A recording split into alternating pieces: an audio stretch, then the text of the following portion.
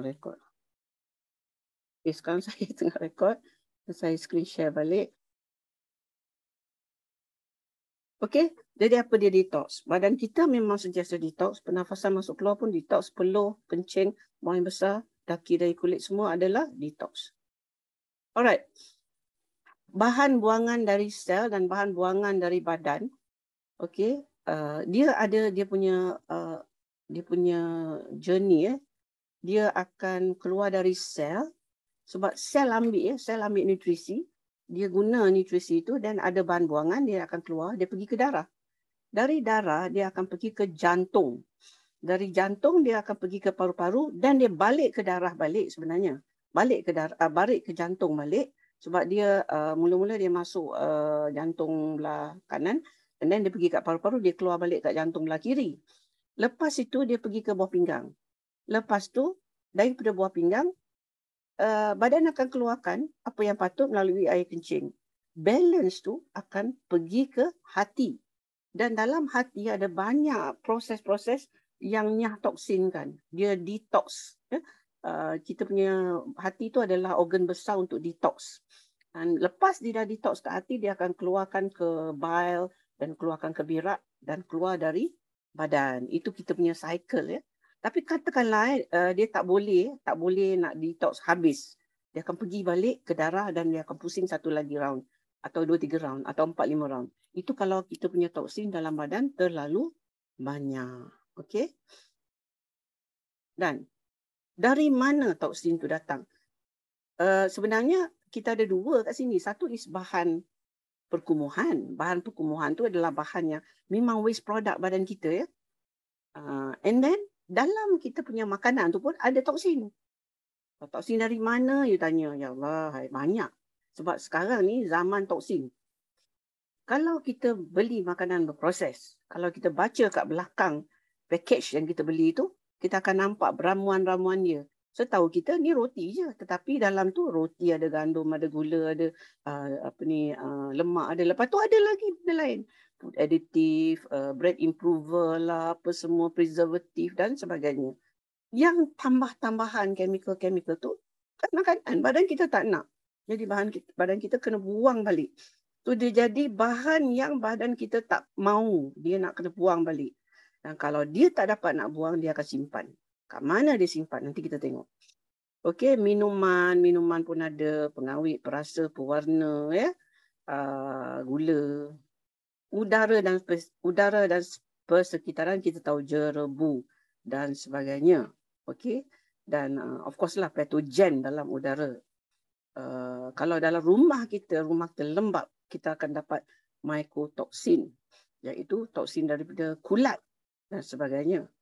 And then bila bahan buangan dalam badan kita tu kita makan banyak sangat, dia organ-organ detox kita pula tak bagus. Maknanya kita punya pembuangan air besar tak berapa bagus, mungkin kencing kita tak lawas, air tak cukup minum dan sebagainya. Bahan buangan itu pun akan jadi toksin dalam badan. Okey, sel kita memang dia banyak kerja. Dan saya nak cerita sikitlah tentang sel kita ni. Sel kita ni dia ada tukang cuci dalam sel tu, dah ada tukang cuci. Tu kita buatlah, ibarat kita buatlah satu rumah ni dia ada seorang tukang cuci dan dalam rumah tu ada 5 orang. 2 mak, satu mak, satu ayah, anak 3 orang. Dia punya yang cuci tu seorang. Yang buat semak tu, yang buat bahan buangan tu 5 orang. So dia hari-hari itulah kerja dia, buang sana, buang sini, buang sana. Tukang kucing ni kutik.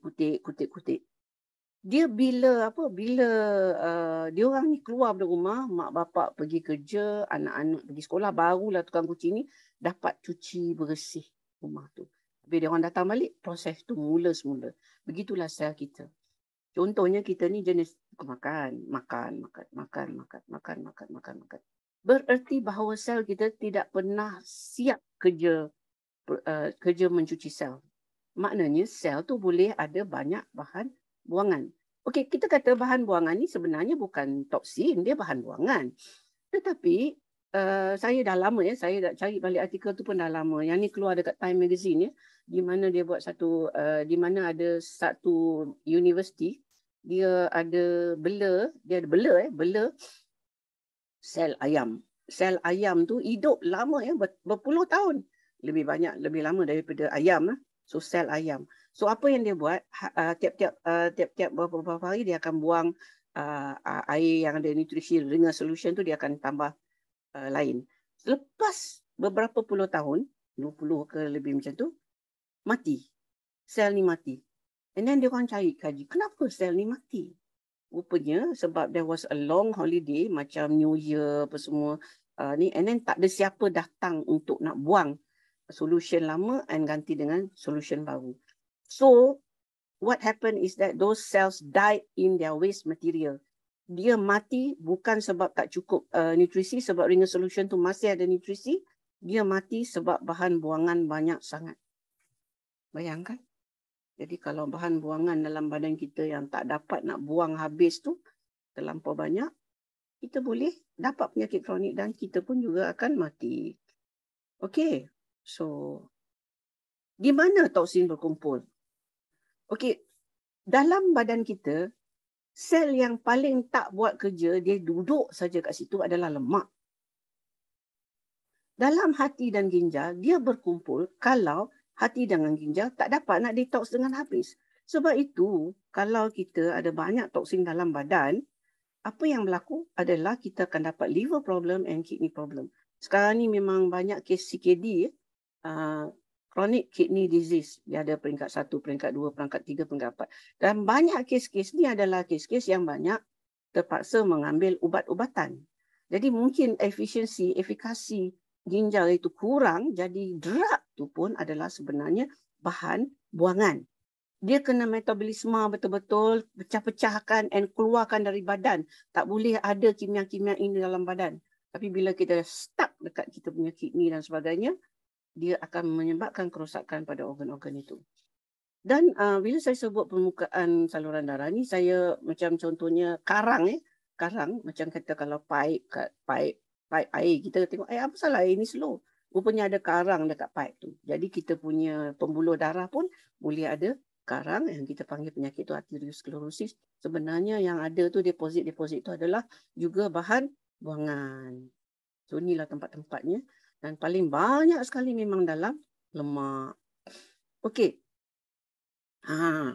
Emosi toksik, trauma masa kecil dan sebagainya. Kat mana dia berkumpul? Trauma masa kecil. Okey. Dia berkumpul dalam badan kita juga. Okey, jadi saya ada pergi belajar tentang ilmu spiritual healing dan cikgu saya berkata bahawa dalam kita punya badan kita ni ada tempat-tempat yang terkumpul emosi-emosi toksik kita.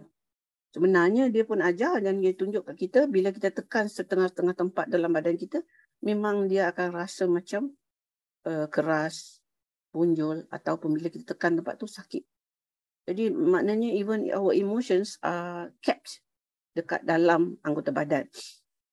Jadi of course lah lemak yang tempat yang paling kerap kita simpan. Termasuklah emosi-emosi yang kita dah pendam ke dalam sampai kita sendiri tak tahu benda tu wujud.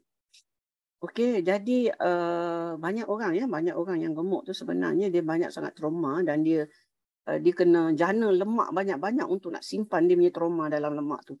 And then bila kalau dia cuba puasa ataupun dia cuba diet dan sebagainya, bila lemak tu pecah, emosi dia jadi haywire. Jadi dia tak boleh. Dia kata, oh no, I can't diet. Oh no, I can't fast. Oh no, I can't lose weight. Why? Setiap kali dia cuba nak lose weight, emosi dia akan jadi haywire sebab emosi yang tersimpan dalam lemak itu. Jadi susah dia nak kuruskan badan dia sebab emosi dia dalam lemak tu ada emosi dia. Okey. Apa lagi dalam lemak? Logam berat. Aduh, bila hari lah kita makan merkuri, aluminium ni. Aluminium kita tahulah dari mana. Periuk kita banyak yang aluminium. Jadi aluminium ni sebenarnya bila kadar sedikit kita tak kata dia racun. Tapi bila dah banyak sangat dalam badan dia jadi racun. Merkuri dari mana? Makanan laut. Makanan laut banyak merkuri ya. And juga amalgam dalam gigi tu. Dulu-dulu sekarang pun ada juga yang masih pakai amalgam. Yang kita kalau tampal tu dia warna gelap. Itu amalgam namanya. Amalgam tu sebenarnya adalah campuran mercury dengan perak. Kenapa? Dia tanya kenapa doktor gigi ni pergi letak benda racun dalam mulut. Saya pun tak tahu.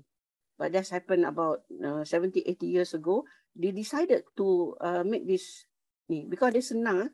Senang nak bentuk and then after some time dia jadi keras. Sebab tu dia orang guna. Tetapi the thing is that over the years, this mercury actually harm the body. Okay, racun rumpai, racun serangga. Oh my God. Yang ni kan, glyphosate telah dijumpai dalam susu ibu. Air susu ibu. ASI ada glyphosate. Glyphosate tu apa? Glyphosate tu macam racun rumpai. Macam mana dia ada banyak racun rumpai dalam air susu ibu? Sebab dia ada dalam gandum. Dari mana dia datang? Sebab gandum tu telah direndam dalam racun rumpai sebelum ditanam. Pasal apa? Gandum tu gandum GMO. Jadi gandum GMO ni telah dilakukan supaya dia herbicide proof. Tu direndam dulu baru dia tanam. And then pokok tu tak payah nak buat apa sebab dia akan tumbuh. Racun tak tumbuh, dia yang tumbuh. And then kita pula makan, kita makanlah racun rumpai tu. Kenapa jadi macam ni? Tak tahulah, tanyalah Monsanto dan sebagainya. Tanyalah farmer-farmer dekat US dan sebagainya. Sebenarnya proses merendam benih gandum tu dalam racun rumpai adalah amalan Amerika Syarikat. Tempat lain tak buat. Eropah tak buat. Turki tak buat.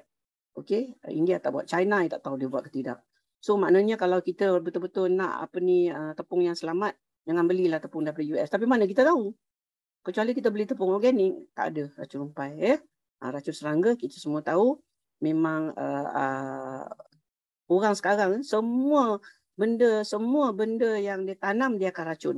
Kecuali yang guna cara-cara organik. Sekarang ni banyak sekarang banyak kelas-kelas yang adakan kelas-kelas untuk ajar macam mana nak tanam tanpa ada racun-racun ni. Okay? And we have to go that way.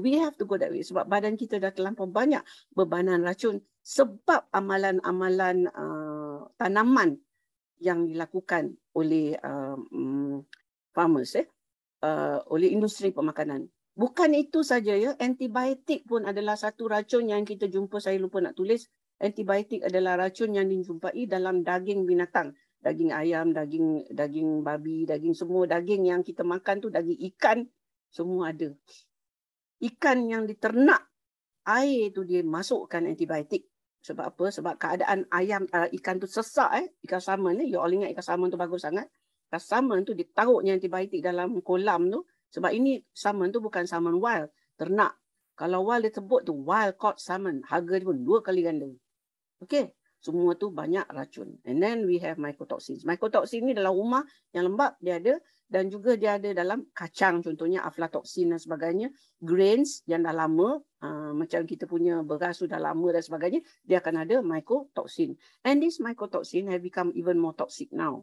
Pasal kita punya badan dah jadi sensitized. Jadi kita senang dapat alergi. Kalau kita masuk dalam rumah orang yang lembap, dan dia ada banyak kulat dekat dinding dan sebagainya, mungkin kita akan dapat bersin, bengkak mata, gatal kulit dan sebagainya.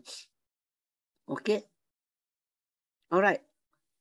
Ini satu temuan baru yang saya is new for me, tapi I heard sebenarnya banyak research telah dibuat ini. Kita pernah dengar mast cell activation, kita pernah dengar tentang cytokine storm apa semua. Rupanya dia disebabkan oleh satu jenis protein yang dijana oleh badan kita yang kena serang.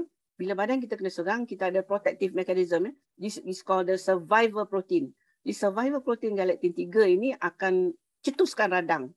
Dan radang ni dalam kes normal, dalam kes di mana tidak ada banyak toksin dalam badan, radang ini membantu. Sebab apa? Contohnya kalau kita diserang demam sesama, kan, virus tu akan menyebabkan radang. Radang akan menyebabkan demam. And then kalau kita jatuh, contohnya kita jatuh and then bengkak kat kaki ke tangan tu apa semua, dia akan jadi radang.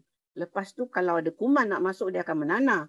Ini semua adalah badan kita punya mekanisme untuk nak lindungi kita daripada diserang oleh pathogen tu. Jadi instead of kuman tu masuk kat sini pergi satu badan, dia isolate kuman tu kat tempat yang berkenaan. And then kita punya white blood cell berlawan dengan kuman tu sebagainya, perang dia akan keluarkan nanah. Itu dalam keadaan normal. Tetapi bila kalau kita dapat contohnya vaksin ataupun kita dapat kuman yang really bad macam COVID, yang boleh dapat long COVID dan sebagainya, galectin ini bertindak untuk menyebabkan radang dan cytokine storm dan mast cell activation, dan kita akan dapat penyakit yang berkenaan dengan dia. Nanti dalam slide-slide yang kemudian saya akan bagi tahu. Jadi okey, itu explanation untuk slide ni. Jadi saya dah cakap tadi, dia penting untuk bantu kita dalam keadaan serangan. Tetapi bila radang yang tak terkawal, dia akan jadi mast cell activation, dia akan ada biofilm dan dysbiosis. Orang yang ada sinus yang teruk kan, di mana hingus dia tak pernah settle, makan antibiotik sekejap baik and then jadi balik dan sebagainya, adalah sebab ada biofilm. Biofilm ni adalah satu gumpal kahak atau lendir di mana dalam tu ada bakteria ataupun virus, dan antibiotik ke ataupun apa-apa penawar yang kita bagi dia tak dapat nak tembus. Itulah dia biofilm. Okay. And then dysbiosis tu bila kuman baik dalam usus kita digantikan dengan kuman tak berapa nak baik. Microbiome badan kita adalah kuman-kuman baik yang duduk dekat badan kita. Sebenarnya microbiome badan kita ataupun bakteria, virus dengan fungus yang bersifat friendly kepada badan kita, jumlah dia melebihi sel badan kita. Okey, dan ini yang radang yang kawan mast cell activation, biofilm, ini semua menyebabkan banyak gejala penyakit kronik. Dan badan kita jadi sensitif dan alergik. Ini tak boleh makan, tu tak boleh makan, tempat ni tak boleh pergi, tempat tu tak boleh pergi. Semua akan menyebabkan tak boleh, sensitif, alergik. Okay. Alright. Okay. Jalan detox. Kita tahu kan, saya dah cakap tadi kan, ni lah organ-organ detox. Dari dalam tempat yang dia duduk tu, toksin-toksin ni duduk dekat tempat-tempat yang saya sebut tadi tu, dia akan balik mengikut perjalanan darah. Okey. Dia contohnya darah dia akan pergi daripada apa? Jantung ke paru-paru. Paru-paru, jantung kanan pergi ke paru-paru. And then daripada paru-paru pergi ke jantung kiri. Daripada jantung kiri dia akan pergi ke ginjal.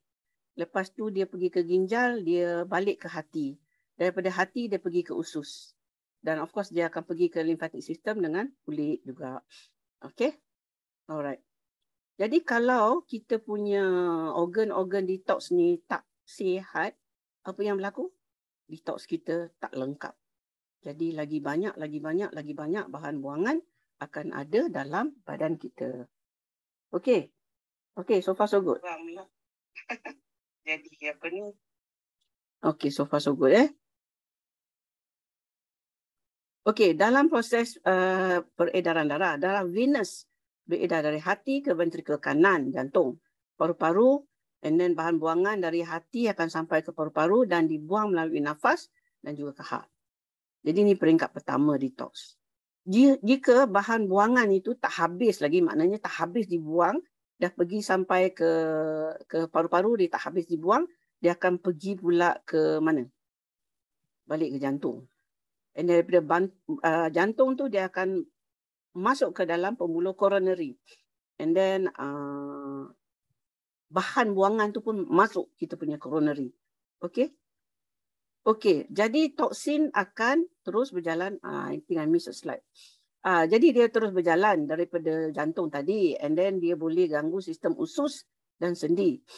Ni peringkat 3 dan peringkat 4. Jadi peringkat pertama dekat paru-paru, peringkat kedua dekat kidney, dan peringkat 3 dia akan sampai ke ginjal. Peringkat kedua ginjal, and then ketiga dia akan pergi ke sendi. dan dia akan pergi ke jadi kalau dia tak selesai, dia akan balik ke hati. Hati akan cuba nyahkan toksin dan masukkan balik dalam circulation. Okey? So kesan toksin. Kalau toksin ni tak habis buang dalam badan tu, apa yang akan berlaku adalah fungsi sel akan berkurangan seperti mana yang saya sebut tadi dalam eksperimen yang saya sebut tadi. Radang akan berlaku. Dia akan aktifkan jin penyakit dan kurangkan pertahanan sistem imun dan akan timbul penyakit kronik. Okey? Saya minum chamomile tea siap dengan dia punya dia punya batang pun ada lagi. Okey. So kalau banyak sangat bahan buangan tu dalam kita punya darah tadi tu, yang masa dia pergi kat paru-paru, kita akan senang dapat batuk dan lendir, hingus dan gatal hidung. Jadi especially kalau toksin dia banyak. Debar jantung, sebab apa? Dia pergi ke jantung. Darah yang ada toksin tu pergi ke jantung. And then jantung pula, dia melalui neurotransmitter, dia bersambung ke otak. Jadi kita boleh dapat emosi. Jadi bukan setakat jantung berdebar, tetapi kita akan dapat macam panic attack dan sebagainya. Kita akan jadi takut, ataupun marah, ataupun sedih, whatever lah. Okey, jadi kita nampak dalam kes GERD. Dalam kes GERD, di mana jantung berdebar. And then, dia akan ada gejala-gejala yang saya sebut tadi tentang emosi dia. Okey, neurotransmitter. Dia akan signal kepada otak dan organ-organ lain. Okey. And then kalau dia toksin ni banyak-banyak sangat pergi dekat air kencing, of course kita akan kerap kencing. Kalau banyak sangat dia boleh jadi macam radang dan batuk karang dan sebagainya. Dan kalau dia pergi ke sendi, kita akan dapat sakit sendi. Jadi gejala detox ni berlaku bila kita cuba goncang-goncang, keluarkan toksin-toksin ni daripada organ-organ dalaman dan dia tiba-tiba banyak sangat bahan-bahan toksik ni pergi ke dalam sistem kita. So dia tak berlaku dalam hal biasa, sebab hal biasa kita usik kita punya lemak tu kan. Jadi kita usik lemak tu, dia tak ada apa nak detox, dia duduk dalam lemak tu lama-lama. Tapi dia duduk dalam lemak kalau lama-lama pun kadang-kadang dia buat kacau juga. Okey. Jadi kalau macam tu janganlah detox. Tapi tak boleh. Kita akan kena detox. Hari-hari memang kita detox. Kalau kita tak detox, bahan buangan lagi tambah, sakit juga. Sebab gejala detox ni bukan benda yang kita buat. Tapi benda dia memang berlaku hari-hari. Daripada pernafasan kita pun dah detox dah. Masuk oksigen, keluar karbon dioksida. Okay. So this gejala detox, what I mean is healing crisis kan. Boleh dielak atau dikurangkan. Caranya, bila kalau kita memang nak buat detox dan kita dah jalani, kita dah lalui proses-proses yang membawa kepada detox, kita boleh ambil remedy organ untuk menyokong organ detox. Hati, ginjal, kulit, paru-paru, jantung dan otak. Yang ini, saya akan, tak boleh, saya tak dapat sebab banyak sangat nak masuk kat sini. Contohnya organ detox remedy untuk hati adalah satu contoh adalah Cardus marianus ataupun milk thistle. Another one is Calydonium majus. And then untuk buah pinggang ada Berberis vulgaris. And kalau untuk kulit Berberis equifolia. And then untuk paru-paru kita ada Sambucus nigra ataupun elderberry. Untuk jantung kita ada Crataegus. Untuk otak kita ada pegaga dalam bentuk mother tincture dengan ginkgo dan banyak lagi ya. Mana nak dapat ni? Nanti benda tu saya akan set up satu group dan saya akan paste kat Facebook lah. Dan mana-mana you all came from, kalau you nak dapatkan saya, I know you dapat information tentang ni from somewhere. Jadi you boleh PM saya melalui mana you dapat tu, saya akan bagi link kepada grup yang akan set up untuk tolong you dapatkan bahan-bahan yang saya sebut dalam dalam webinar ini. Okey, jadi detox saya cakap memang dia akan sentiasa berlaku. Sel sentiasa keluarkan bahan-bahan buangan, toksin dari luar yang masuk dia akan keluarkan, and then ni proses alami juga berlaku di alam ini. Dalam dunia ni pun ada proses detox ni kan, dan dia mampu ya mengambil bahan-bahan buangan. Contohnya kita punya kencing tu boleh jadi baja, kencing boleh jadi baja, berak menjadi baja, mayat boleh jadi baja. Ini proses detox. Pokok dia ambil carbon dioxide kita dan dia keluarkan oksigen. Jadi dia satu cycle, dia recycle balik. Okey, tetapi dalam malangnya manusia ni masuk campur dan dia menambahkan racun-racun dalam alam ini, kimia dan toksin yang memang boleh betulkan sebab dunia ni memang very resilient, dia boleh cover balik. Yang akan mati kita lah. Kita akan mati dulu. Jadi toksin-toksin tu radioaktif dan sebagainya, lama-lama dunia akan betulkan balik. Tapi by that time kita hidup ke tidak lagi tak tahulah. Sebab itu maknanya kita ni kalau manusia ni kita tak main peranan kita sebagai khalifah di muka bumi ini, itu yang berlaku, kita akan rosakkan alam ini. Dan kita rosakkan alam ni tak rosak juga, kita yang rosak dulu. Okey? Okey, jadi kan detox ni adalah satu proses di mana kena ada persediaan.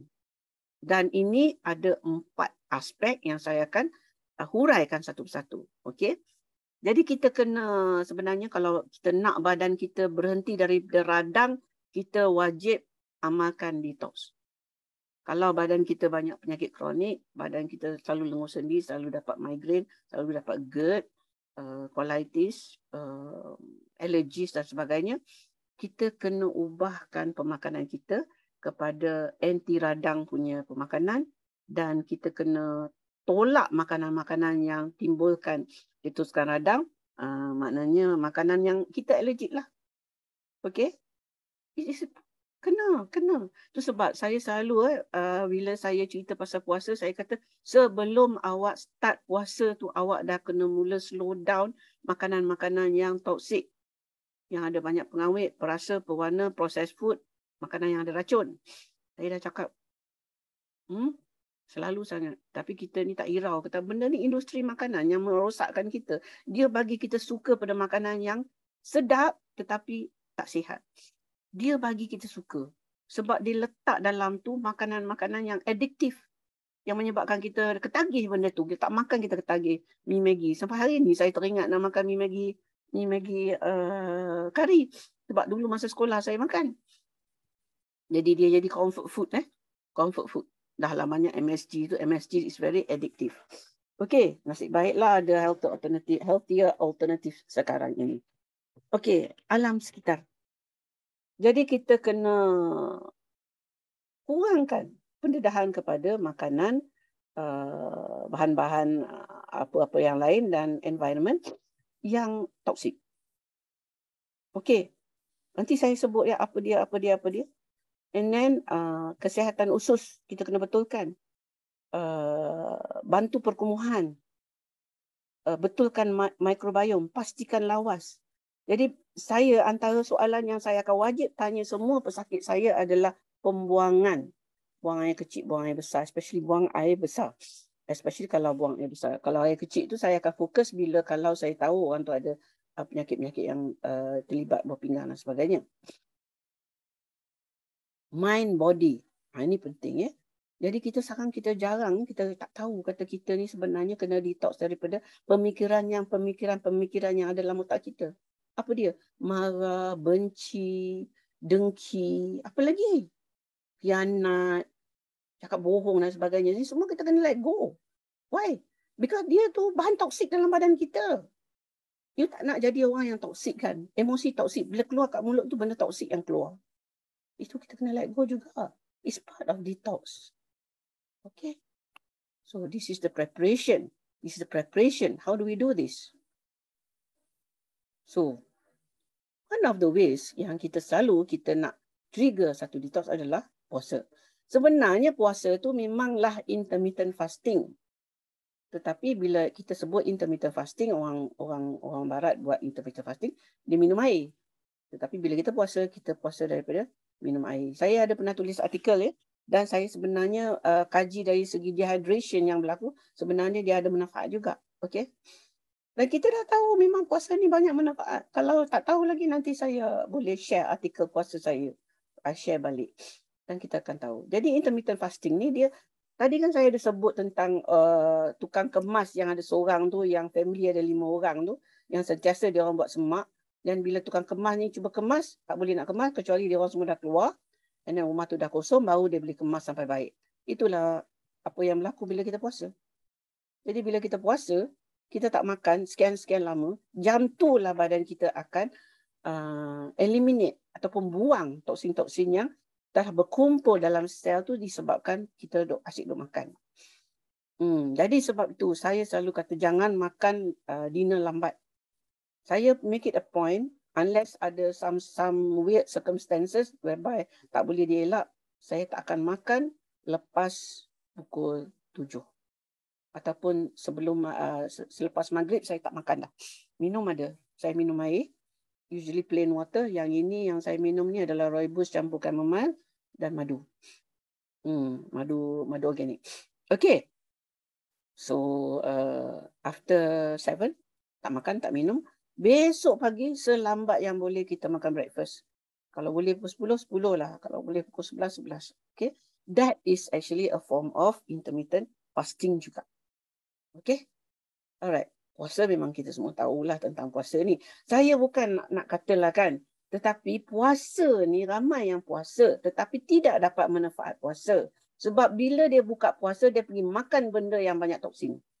Apa guna kita puasa kalau kita nak buka puasa dengan bahan-bahan. Buka puasa dengan burger lah, nugget lah, mi Maggi lah. Habis. Macam mana nak buat ni? Tak ada help. There's no help. I'm sure none of those who are doing that is listening to this webinar. Orang yang buat macam tu, dia tak peduli pasal detox ni. They don't care. Betul tak? Ataupun ada orang kecil hati. Ada chat ni, saya tak tengok ni. Ada soalan tak? Jantung berdebar tu sama juga ke dengan kita alami palpitations bila minum kopi? Ya? No. Palpitations from the coffee is because of caffeine. Caffeine. Okay, Dr. Su cuba set I jadi your host. Okay. Tak ada masa. Tak apa, it's okay. Everybody dah quiet down. Okay, everybody dah quiet down. Thank you, Hasana. Thank you so much.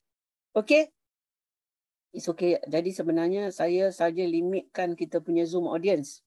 Saya tak bagi link kat semua orang. Jadi link ni orang tertentu je dapat. So it's okay. I trust that everybody here adalah orang yang responsible. Okay? Alright. Okay, so makanan. Tadi saya dah cakap tu buka puasa dengan apa ni? Aduh. So makanan yang paling bersih yang kita dapat, contohnya kalau ayam, at least antibiotic free. Okay, and real food. Bukan processed food. Bukan sausage, bukan nugget. Benda-benda tu semua bukan real food. Dia adalah makanan yang banyak pengawet, perasa, pewarna. Okey. Catabolic. Binatang apa catabolic ni? Nanti saya explain ya. Elak makanan berproses dan seimbang. Jadi saya explain lah apa dia catabolic ni. Binatang apa ni catabolic ni? Dia ada catabolic, dia ada anabolic ya. So kita nak tahu apa dia. Kalau kita nak detox, kita kena makan makanan yang catabolic. Binatang apa catabolic ni? Okey, catabolic food. Alamak, tak translate. Sorry lah saya lambat sangat prepare slides ni. Last minute memang pekerja last minute lah ni. Catabolic food burn more calories than they contain. Jadi bila dia tengah nak dalam proses nak menghazamkan makanan tu, dia bakal lebih banyak kalori daripada ada dalam dia. Jadi contohnya apple, dia ada 80 atau 90 kalori. Tetapi nak metabolismakan apple ni, dia akan bakar 180 kalori. So bila you makan sebiji apple, badan tu akan bakar 100 kalori. Lebih daripada yang you makan. Itu makna catabolic. That is the meaning of catabolic. So yang ni saya ada senarai. Tapi yang ni sebab saya ambil daripada buku ni. Buku ni memang western. Jadi dia bagi western punya ni. Tetapi kita boleh nampak lah apple tu ada kat situ kan. Sweet potato, keledek, okay. Watermelon, Lemon tu kita boleh limau kasturi ke limau apa ke apa semua. Saya tambah situ ulam. Radish tu yang macam lobak putih tu kan. Terung. Cucumber boleh ratah banyak-banyak ya. Memang saya rajin ratah. Jadi cucumber, celery kita boleh ratah ya. Carrot kita boleh ratah. Apa lagi? Banyak kat situ kan. Ni semua adalah makanan katabolik. So kita kena banyakkan makanan katabolik bila kita mula proses detox. Okay. Untuk persekitaran, saya tak want to go very far sebab environment kita ni banyak pollution. Jadi pollution ni, yang ni kalau air washer ni, saya akan recommend Venta air washer sebab itu yang saya pakai dekat klinik saya, dengan dekat rumah Pelangi pun kita pakai Venta air washer, dekat klinik Takwa pun kita pakai Venta air washer. Sebab apa? Sejak zaman-zaman COVID ni kita takutlah dalam udara tu banyak spora-spora daripada mycotoxin, daripada kulat, dan kita ada virus dengan bakteria. So Venta air washer ni dia ada dia punya range. Dia satu, tengoklah you beli size berapa, dia akan ada range berapa berapa square feet dia boleh cover. Yang saya ada dekat klinik Takwa tu dia boleh cover 800 kaki persegi. EMF blocker yang saya pakai dekat klinik adalah Sevlink. Yang ni EMF ni adalah pencemaran juga ya. Dia pencemaran electromagnetic radiation yang tak sihat. Sebab radiation yang tak sihat, yang contohnya lampu ni, yang lampu yang ada yang menerangkan saya ni sebenarnya lampu LED dan dia tak bagus sebab dia keluarkan banyak sangat EMF. Mana saya punya EMF blocker? Saya ada personal EMF blocker. Sepatutnya saya letak kat sini, saya punya personal blocker. Jadi yang ini dia boleh protect dalam 1 kilometer ni. Jadi radiation daripada lampu ni boleh protect kalau saya pakai yang ni. Bukan pakailah, dekat-dekat. Shampoo, sabun dan krim etc. tanpa kimia yang toksik. Memang you have to. Kalau you duk letak benda yang ada paraben lah, ada pewangi lah, benda semua, all the toxic things dekat you punya kulit, maknanya you punya kulit ni sebagai organ detox dah tak guna dah.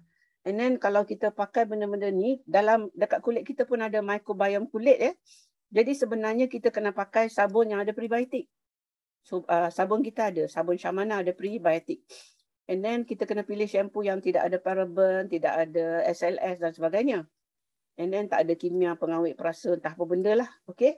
And then sabun basuh, sabun mop dan yang apa ni semua, yang untuk nak bersihkan apa semua. Saya selalu, kita kat sini kita cuba guna yang orang kata biodegradable. Biodegradable tu maknanya kalau kita dah basuh tu, dia pergi kat longkang, dia pergi kat sungai, kat laut, dia tidak akan menyebabkan pencemaran tambahan. Okay. Kalau you nak tanya yang simple, saya kata Causeway ada banyak produk yang biodegradable. Of course lah yang brand macam MBE apa semua, memang semua dia punya produk biodegradable. And then macam Buds pun dia ada produk yang biodegradable. And Buds pun ada shampoo dan sebagainya. And dia quite expensive pasal apa? Dia organic lah, apa semua imported dan sebagainya. Okay, yang paling murah dalam range ni adalah Causeway. Dan kita dekat Sport Muslimah, dekat syarikat kita pun, syarikat homeopati integrasi, kita ada versi-versi kita untuk shampoo dengan krim dan sebagainya yang selamat. Maknanya tidak ada kimia yang berbahaya. Doktor, saya ada soalan. Boleh tahu Okay. katanya? So, maksudnya as long as product tu biodegradable, kita boleh consider dia toxin free As long as it is biodegradable, that means that it is compatible with the environment. Yes, insyaAllah. Okay. Okay, so kesihatan usus.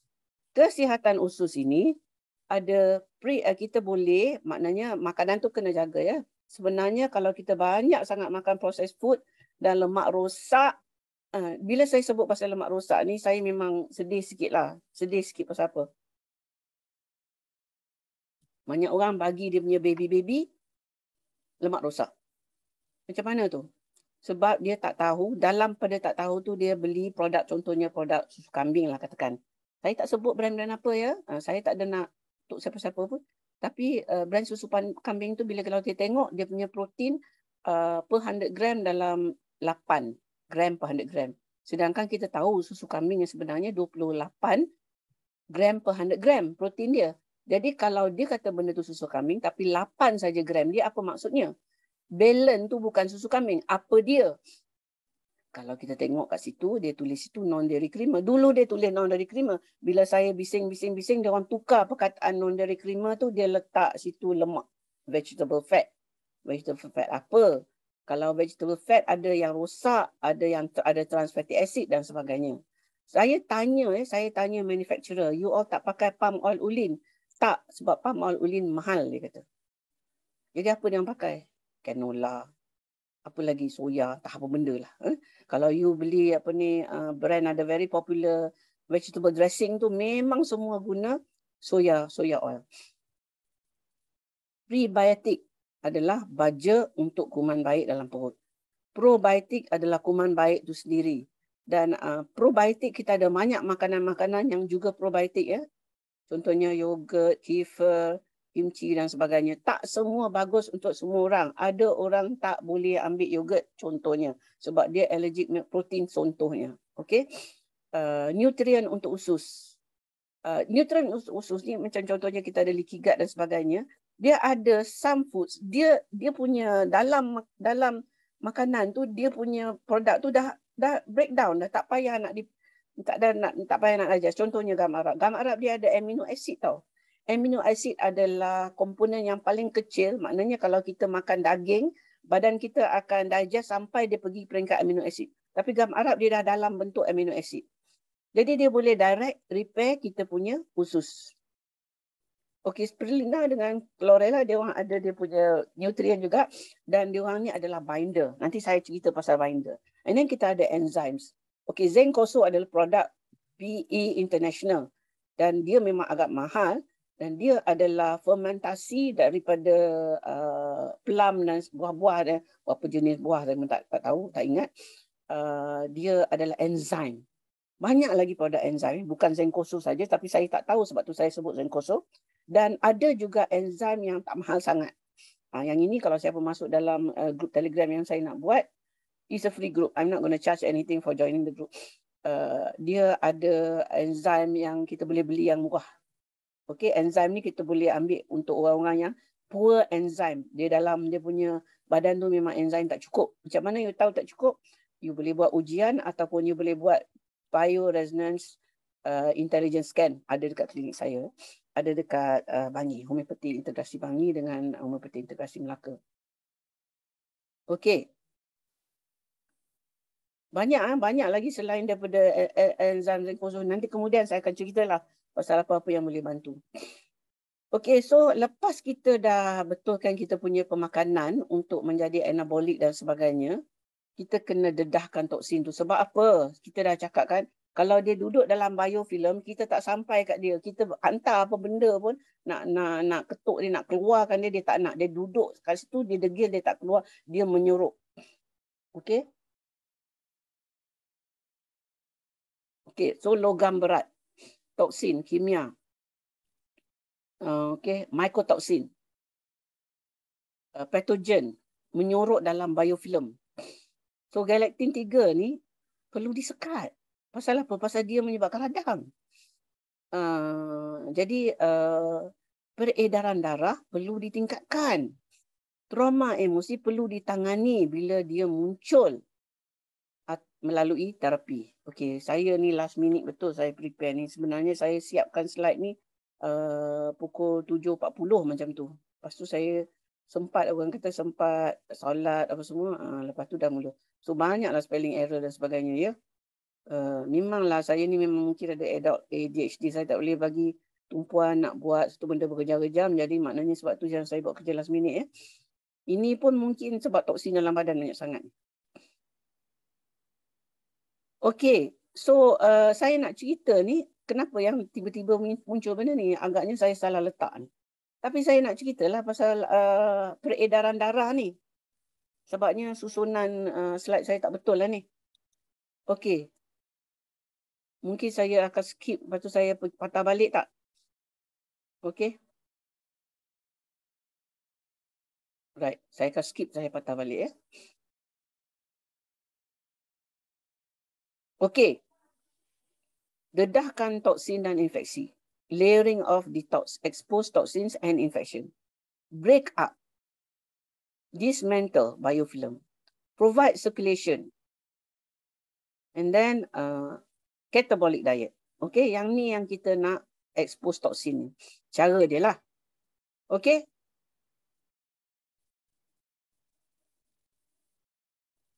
Jadi yang far infrared ni sebenarnya tak apalah ya, walaupun dah terbalik kod saya punya slide ni, saya pergi je lah ya. Far infrared ni saya introduce sebenarnya dia adalah cara untuk nak tingkatkan circulation badan. Blood circulation. Sebab tu saya bagi tahu, saya sendiri dah pakai garment ni 3 bulan je.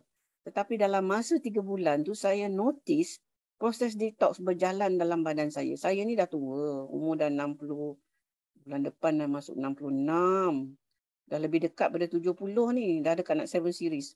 Okey, dan saya ni banyaklah penyakit yang dah mula hinggap ya. And bila saya start pakai ni, nak kata saya bertambah sihat tak? Sebenarnya saya rasa lebih lengur, lebih sakit dan sebagainya. But bila saya cek, tekanan darah saya dah turun. Atas 10, bawah 10 dah jadi normal. Gula dalam darah saya pun dah completely normal daripada pre-diabetic ke normal. Dan ini antara kesan-kesan yang berlaku sebab badan saya, organ-organ badan saya reverse. So ada benda yang berlaku. Tetapi oleh kerana I am still facing the toxin yang dah pergi kacau saya punya joint dan sebagainya, saya masih sakit badan. Tetapi sakit tu dah mula kurang. Saya ignore je sebenarnya sebab saya belum ada lagi bahan binder tu. Saya baru order, belum sampai. Kalau ada bahan binder tu mungkin dia akan kurangkan gejala healing crisis yang saya alami. Tapi oleh kerana gejala healing crisis tidaklah berapa ketara, saya masih boleh berfungsi. Saya buat tak tahu je lah. Jadi lengur badan dan sebagainya. Sebulan saya punya lutut belah kanan tak boleh nak bend betul-betul untuk... Ya betul, saya lepas pakai Aurora ni saya boleh menyangkung. Tetapi lutut kiri saya buat hal, lutut kanan. Dia tak boleh nak, bila sujud tu dia macam nak bila kita nak bend kita punya tu, masa sujud tu dia macam tak boleh sangat. Tapi dalam 2 hari ni dia dah boleh. So maknanya it's a process, inflammation is happening tapi it's also reducing. Dia ada proses detox going on. Okay. So untuk trauma emosi, kita kena buat ni semua. Doa, zikir, munajat, sound therapy, emotional freedom. I tak boleh nak huraikan panjang benda ni. I just want to cerita saya lalu. Later, saya memang dah cuba untuk nak ajar emotional freedom technique. Saya ada video tentang Redha Syukur Tawakal. And then insyaAllah I will share the link kepada video-video yang saya dah post kepada YouTube. And in sound therapy biofield tuning kita ada buat dekat kita punya center. Okay, EFT memang kita ajar. Siapa yang nak belajar datang. Dr. Aini akan lead you through a session and ajar you macam mana nak buat kat rumah. Okay. Doktor, saya ada soalan lagi sekali tentang apa tadi tu? Sound therapy tu kan. Katakan dekat sound therapy. Sound therapy. Sebab dekat YouTube dia macam ada healing music macam tu kan, ada certain frequency dia claim lah. I'm not sure whether that certain frequency is accurate or not. Okay. So itu boleh pakai ke tak berkesan? Pakai. Yang kita buat biofield tuning tu kita guna tuning fork. Tuning fork tu frekuensi. So frekuensi is sound therapy. Semua frequencies are sound therapy. Kalau you nak tahu lebih, you can join my group. Frequency Healing Malaysia dekat Telegram. Group Frequency Healing Malaysia dekat Facebook sebenarnya is about healing sahaja. Tetapi group kat Telegram dia akan include semua jenis sound therapy. So yang YouTube tu ni last month saya ada ajar. Saya ada buat sesi dekat rumah saya dekat pinggiran cyber. Saya ada ajar nafas elemen. Okay? Terima kasih doktor. Alright. Okay. So dedahkan toksin dan infeksi. Sorry ya, slide saya terabu betul. Saya ingat saya dah susun dengan baik-baik. Okay. So yang ini immune booster. So sebenarnya bila you dah start dedahkan, immune, salah spelling ni. Aduh, bila you dah start dedahkan biofilm tu dah mula pecah. Bila biofilm tu dah mula pecah, dia akan keluarkan toksin-toksin. Sebab itu antara gejala-gejala yang saya dapat adalah bisul. Tapi dia tak jadi naik. Dia macam nak naik tapi dia baik sendiri. Okey. Jadi dia maknanya ada streptococcus dan sebagainya. Dan apa yang saya buat adalah saya makan immune system booster. Dan immune system booster nanti saya akan tunjuk macam mana dia sebenarnya dia akan ada juga detox dengan cara ni. Jadi saya akan fokus Shiruto. Okey, sebab Shiruto adalah produk BI. Tapi kita ada juga whole life transfer factor, olive leaf extract, kunyit dan sebagainya, kunyit dan ginger dan all those serai and all that, and then tiger milk mushroom. Tiger milk mushroom is especially good for the lung infections. Okay, the Shiruto is clinically proven. Sebab dia akan kurangkan dia punya, sebab bila biofilm tu keluarkan balik all the parasite apa semua, dia akan kurangkan. Okay, and then dia betulkan balik immune system.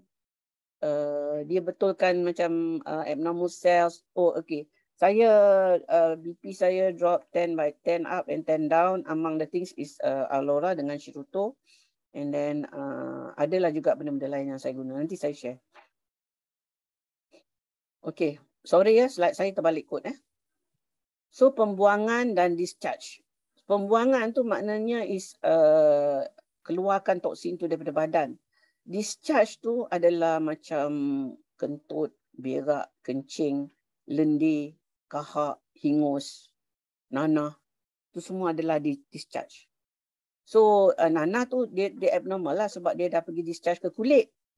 Jadi kadang-kadang organ detox kita yang biasa, yang normal tu kan, yang peluh, paru-paru, peluh, kencing, berak, kadang-kadang dia kalau banyak sangat dia tak dapat nak keluar kat sini ataupun organ-organ ni tak berapa sihat, dia akan keluar ke mana? Dia akan keluar kat kulit melalui menanah, melalui dapat macam kulit kering dan sebagainya, dia akan keluar. Okey. So dia ada 2 fasa detox hati, memerlukan vitamin, zat galian dan bahan untuk menyokong peredaran darah yang baik yang tadi saya sebut tadi tentang Alora tu. Okey. Ini dia. So this phase 1 and 2 liver detox pathway, kita ada phase 1 dia memerlukan this nutrient, phase 2 memerlukan nutrient ni. I think I have a slide somewhere. Okay, as I told you, my slides I tak susun dengan baik. Ini I hope you boleh follow ya. Minta maaf ya. So peredaran darah. Why is it that we need a good blood circulation untuk detox? Memang kita perlukan. Because nak masuk nutrien ke dalam sel, perlukan darah untuk edar dengan baik. Nak keluarkan toksin ataupun bahan perkumuhan daripada sel, perlukan edaran darah yang baik. Nutrien tu untuk repair balik sel. Nutrien tu untuk nak bagi tenaga supaya sel tu boleh buat kerja dia. Semua itu perlukan good blood circulation. Dan kalau kita blood circulation kita bad, kita tahu kaki tangan cepat sejuk ataupun kita jenis under varicose veins. Okay? Ataupun senang kebas dan sebagainya. That's our bad circulation. And kalau dah tua macam saya. And another thing, I noticed that macam kaki saya, kalau saya duduk lama, which is my job is duduk lama, nak tengok pesakit pun duduk lama, nak buat slide pun duduk lama dan sebagainya. Bila saya bangun, saya kalau check kaki saya mesti ada edema. Dulu. Sekarang tak. Sekarang tak. Okay. Sebab that shows blood circulation saya dah ada improvement. Okay. So cara untuk tingkatkan peredaran darah. Far infrared Raman. Cold laser. Cold laser ni saya punya cold laser wrist. Okay. You boleh tengok.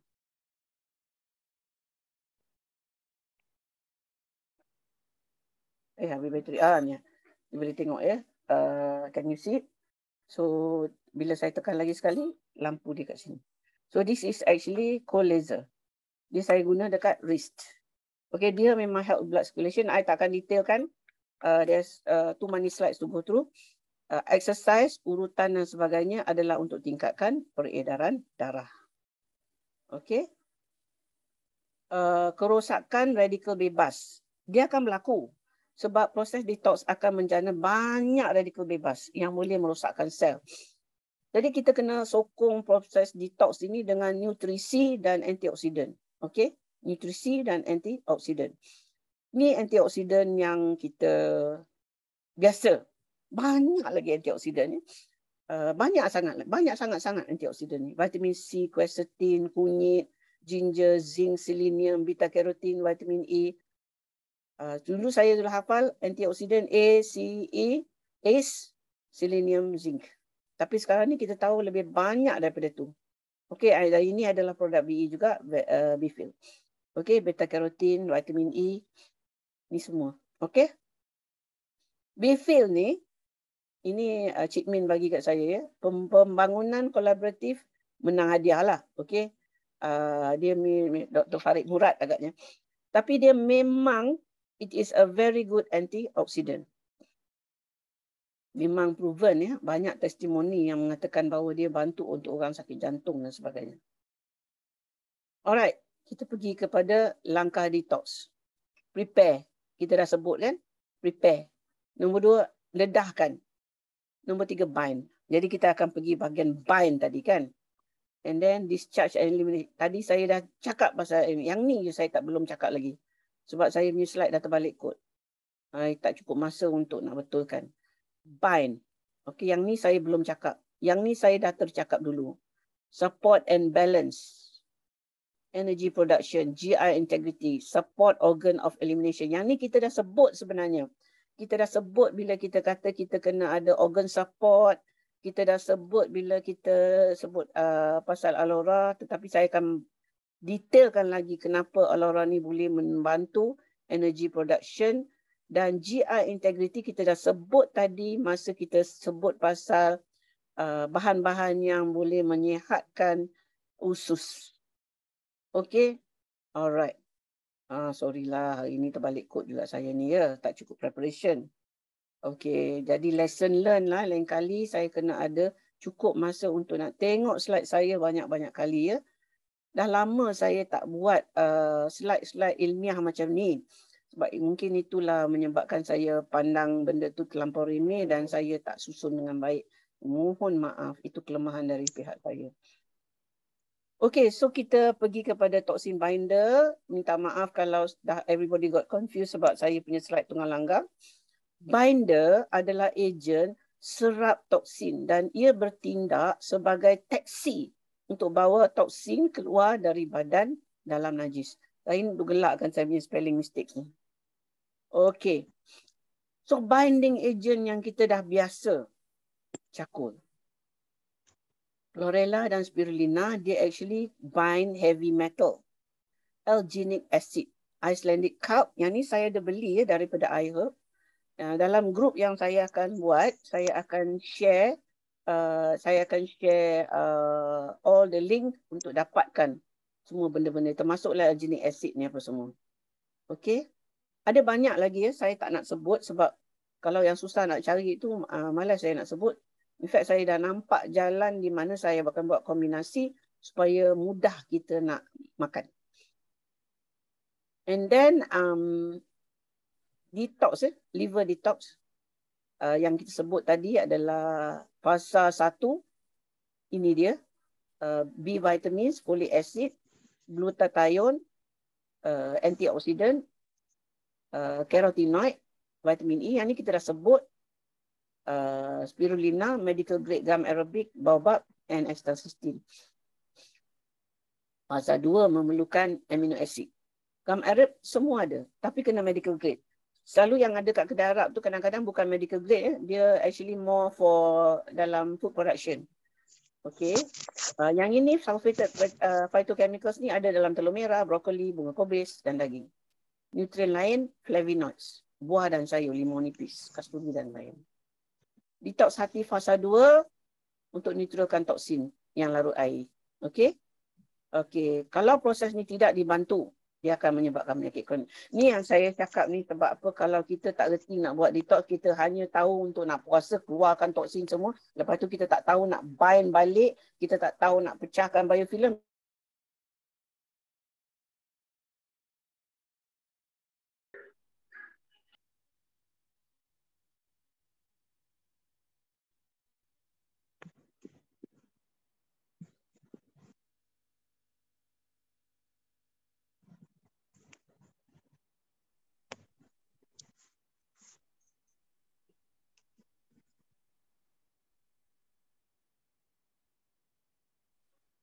Sorry ya, tadi I think I the drop sekejap. Okay. I'm back online. I'm back online. Okay. Produk yang boleh bantu detox, Olora, Zenkoso. Zenkoso ni enzymes Bifil, Shiruto, Spirulina, Magnific. Okay, saya tak akan detail benda ni. Saya cuma bagi tahu dan boleh kita akan look at it later. Olora ni dia betulkan circulation, dia juga upkan mitochondria dan improve the energy, the cell membrane potential untuk sel tu berlaku proses-proses perkumuhan dan detox. Zenkoso adalah enzim dan dia bantu usus. Bifil ni adalah antioksidan. Shiruto adalah immune system booster.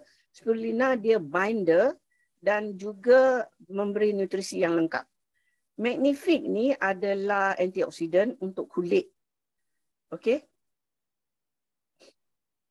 So, lain orang, lain respons kepada detox. Ada yang bila dia buat detox, dia akan dapat radang. Saya lah tu. Sebab tu bila saya tengok proses detox yang berlaku pada saya, bila saya makan Shiruto dan saya pakai Olora dan saya guna yang ni apa semua, dia menyebabkan lagi bertambah sakit dan slowly sakit tu dah mula kurang. Ada yang dia rasa macam tak ada apa-apa tapi lama-lama macam nafas dia makin sempit.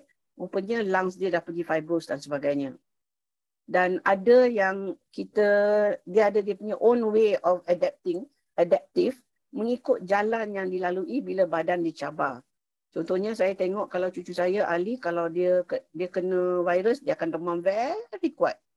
Very high temperature. Itu adalah adaptive response badan dia kepada virus yang menyebabkan demam. Jadi pendekatan detox ni akan berbeza mengikut respons badan kita kepada detox. Sistem mana yang terlibat? Apa cara badan bertindak balas? Okey, homeopati. Homeopati sebenarnya memang sangat membantu masa detox ni. Sebab saya bila saya tengok okey badan saya react macam ni, saya akan campur dengan rawatan homeopati dan rawatan homeopati akan membantu saya untuk untuk improve. Maknanya kalau bila kita ambil contohnya kita dah pakai Olora ni, lepas tu ada benda berlaku. Kita boleh guna homeopati untuk betulkan balik sebab maknanya itu adalah proses respons badan kita yang menyebabkan healing crisis.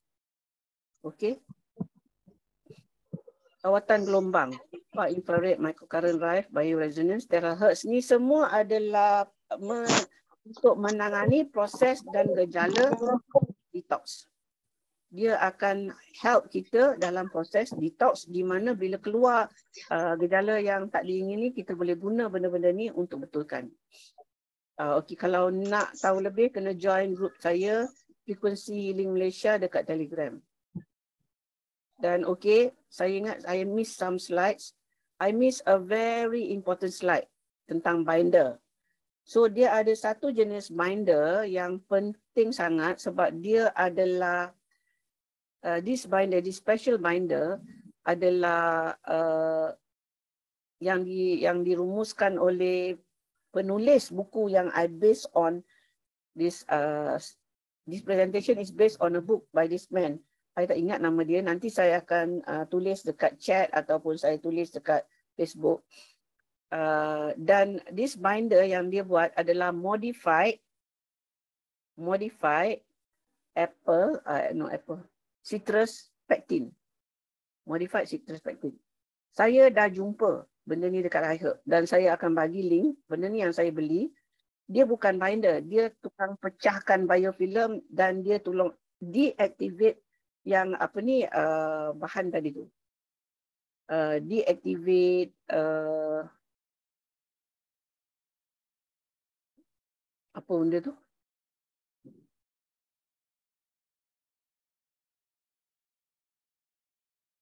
Galactin. Okay.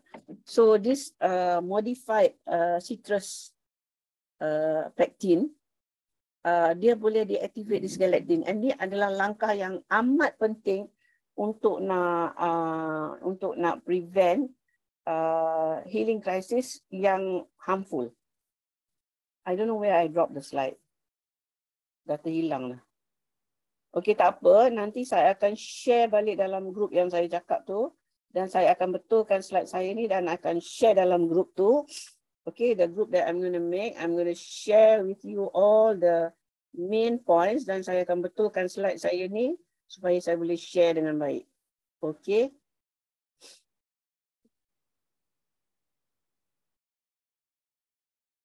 Okay, so actually, I think that sikit lebih kurang walaupun terbalik kot apa semua ni, I covered all the topics and I dah introduce kat you bahan-bahan produk-produk BE yang boleh bantu dan ada produk-produk lain yang saya akan share dalam group. Okay? Share dalam group.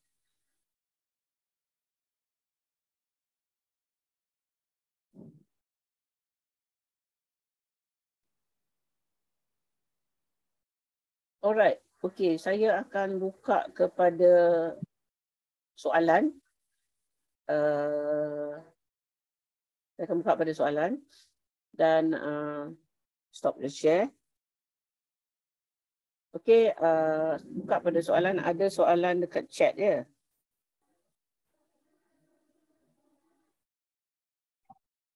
Komen tentang glutathione boleh ke as master antioksidan? Ya, glutathione adalah apa yang hati kita perlukan dalam fasa 2. Okay, so this glutathione actually for life ada satu produk glutathione yang bagus dan kita boleh belilah glutathione ini dekat iHerb. Adakah masih perlu guna jika kita dah ambil produk drink yang high antioksidan? Okay, glutathione is very specific. Dia macam N-acetylcysteine, glutathione apa semua very specific to support the liver. Dan N-acetylcysteine, xylitol adalah juga pemecah biofilm. Okay, so I nak cakap you kena guna ataupun tidak, you tak payah guna. It depends on how your body punya DNA metabolize benda ni. Okay, that's why actually kalau kita nak lagi bagus cara untuk nak detox ni, kita kena faham kita punya gene mutation. Okay, kita dekat homeopathy integrasi kita ada buat DNA testing whereby you will know whether you metabolize this well or you metabolize this well, you absorb this well or you don't absorb this well. You akan tahu secara spesifik. Okay. Actually, dia sebenarnya ada cara juga kita boleh buat muscle testing, tengok which antioxidant kita kena guna. Do we need the glutathione? Do we need this? Do we need the quercetin? Do we need CoQ10 dan sebagainya? Kita boleh buat muscle testing. It is an energy method. Okay, cara nak buat muscle testing tu kita boleh share dalam group nanti. Okay, those who want to join the group, you can put dekat komen dekat Facebook ataupun you boleh connect balik PM saya wherever you got the knowledge, information about this seminar, you PM je lah. Saya akan gather everybody and bagi your link to the group. Okay. Sudah jawab soalan tu. Ada siapa-siapa nak tanya apa-apa soalan lagi? Dan somebody check dekat Facebook ada soalan ke tidak? Saya Doktor, saya saya doktor, saya ada psoriasis dengan eczema. And then saya tahu yang dekat kuat sikit ya, tengah buruk petir kat luar. Kalau saya tahu kalau saya contohnya ambil sulfur kan, dia tak dengar sangatlah. Mungkin dia macam putus-putus ya. Macam putus. It's a very strong thunderstorm going on here. Very strong thunderstorm. Sorry ya, saya tak berapa dengar sebab ada ribut petir kat luar ni.